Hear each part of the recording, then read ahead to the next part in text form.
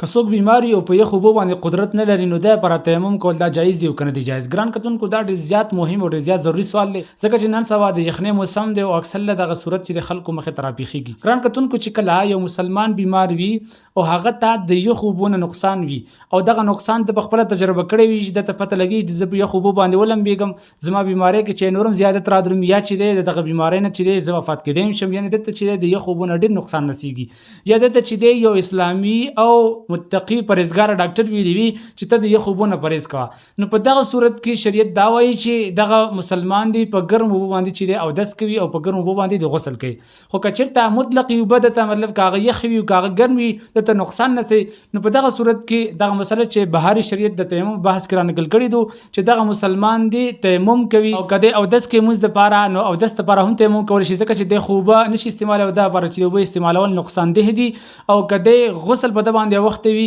نو په دغه صورت کې هم دی د غسل لپاره چې تیمم کولی شي. اخر دعوانا ان الحمد لله رب العالمین.